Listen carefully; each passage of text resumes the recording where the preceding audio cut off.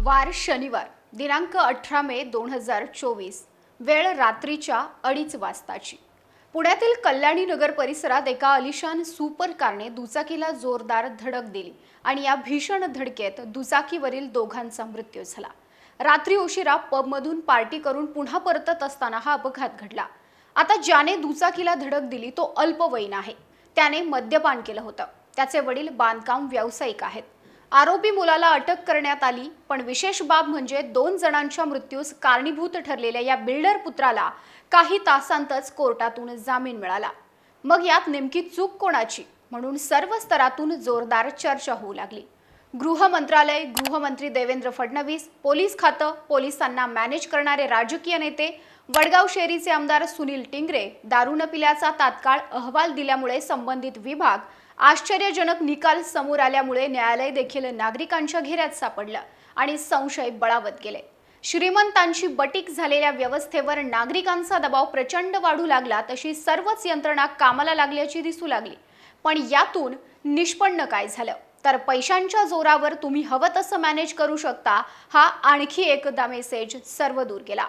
कायद्याच्या राज्याची लक्तरे अशी वेशीवर टांगल्याचं पाहायला मिळालं। या सर्व घटनांतून अखेर चूक कुणाची हा प्रश्न वारंवार विचारला जातोय, हेच आपण या व्हिडिओतून पाहू। नमस्कार, मी Madhuri Kumkar, for the people news मध्ये आपलं स्वागत। व्हिडिओला सुरुवात करण्यापूर्वी आपण फॉर द पीपलला सबस्क्राइब, लाईक व फॉलो जरूर करा। पोस्ट ग्रॅज्युएट डिग्री कोर्सच्या माध्यमातून परिपूर्ण राजकीय नेतृत्व घडवणारं आणि प्राध्यापक राहुल कराड यांच्या संकल्पनेतून साकारलेलं भारतातील पहिलं institute MIT school of government presents जागर लोकशाहीचा। बार आणि पब वरून परतताना अनेक तरुण मद्यप्राशन करून गाड्या चालवतात आणि या गाड्यांचा अतिवेग असतो। हाच वेग आता तरुणांच्याच जीवावर बेतताना दिसत आहे, कारण अशाच प्रकाराला अनिश औधिया आणि अश्विनी कोस्टा हे दोघे जण मुकले आहेत। हे दोघे पुण्यामध्ये IT कंपनीत जॉब करत होते। प्रसिद्ध बांधकाम व्यावसायिक आणि ब्रह्मा कॉर्पचे संचालक विशाल अग्रवाल यांचा मुलगा वेदांत अग्रवालच्या पोर्शे कारने अनिश आणि अश्विनी या दोघा IT इंजिनियर तरुणांचा जीव घेतलाय। मर्यादित वेगापेक्षा त्याच्या कारचा स्पीड खूप जास्त होता। तो 200 किलोमीटर वेगाने रस्त्यावरून ही कार चालवत होता। या अपघातानंतर पळून जाण्याचा प्रयत्न करताच जमावानं चोप देऊन त्याला पोलिसांच्या हवाली केलं। आरोपी वेदांत अग्रवाल हा 17 वर्षांचा आहे। तो चालवत असलेल्या पोर्शे कारला नंबर प्लेट नव्हती। या अपघातानंतर पुण्यातील पब आणि बारना रात्री उशिरापर्यंत सुरू ठेवण्यासाठी परवानगी देण्याचा मुद्दा पुन्हा ऐरणीवर आलाय। त्याचबरोबर पोर्शे सारखी महागडी कार पुण्याच्या रस्त्यांवर नंबर प्लेट शिवाय कशी धावू शकते, हा प्रश्नही विचारला जातोय। पुण्यातील रस्त्यांवर अनेक अलिशान महागड्या कार बघायला मिळतात। प्रत्येक गाडीला नंबर प्लेट अनिवार्य आहे, मात्र वेदांत अग्रवालच्या गाडीला नंबर प्लेट नव्हती। त्यात तो अल्पवयीन आहे। असं असूनही पुण्याच्या रहदारीच्या रस्त्यावर भरधाव वेगानं गाडी चालवत होता। निष्काळजीपणानं, भरधाव वेगानं, बेदरकारपणे गाडी चालवल्याने नियंत्रण सुटलं आणि थेट 2 तरुणांना चिरडलं। गाडीला नंबर प्लेट नाही, परवाना नाही, तरीही भरधाव वेगाने गाडी चालवत त्याने वाहतुकीचे सगळे नियम धाब्यावर मारले आणि असं असताना त्याला अटक केल्यानंतर काही तासात जामीन मिळाला। पण न्यायालयाने जामीन देताना घातलेल्या अटींवर आश्चर्य व्यक्त करण्यात येतंय। न्यायालयाने दिलेली शिक्षा एकदा पहाच।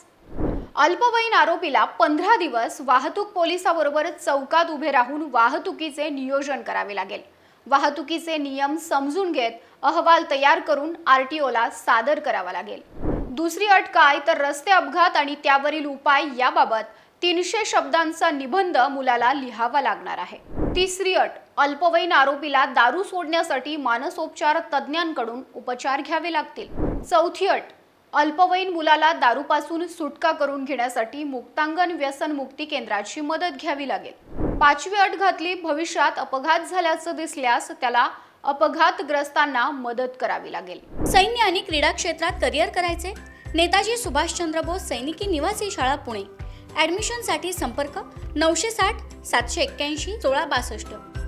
या संपूर्ण प्रकरणावर पुण्याचे पोलीस आयुक्त अमितेश कुमार यांनी पत्रकार परिषद घेऊन माहिती दिली। आरोपी अल्पवयीन असल्यानं त्याला जामीन मिळाला असं अमितेश कुमार म्हणाले। मात्र या विरोधात सत्र न्यायालयात याचिका दाखल करणार असल्याचंही ते म्हणालेत। हा मुलगा दारू पिऊन गाडी चालवत होता हे अगदी स्पष्ट आहे। या प्रकरणामध्ये कोणालाही वाचवण्यात येणार नाही असंही त्यांनी म्हटलेलं आहे। तर या प्रकरणात कठोर कारवाईचे आदेश दिलेत असं राज्याचे उपमुख्यमंत्री व गृहमंत्री देवेंद्र फडणवीस यांनी म्हटलंय। दरम्यान यावर आता राजकीय प्रतिक्रियांना मात्र वेग आलाय। भाजपनं या प्रकरणी पुणे पोलीस आयुक्तांना ड्रिंक अँड ड्राईव्ह प्रकरणी कारवाई करण्यासंदर्भात पत्र लिहिलं।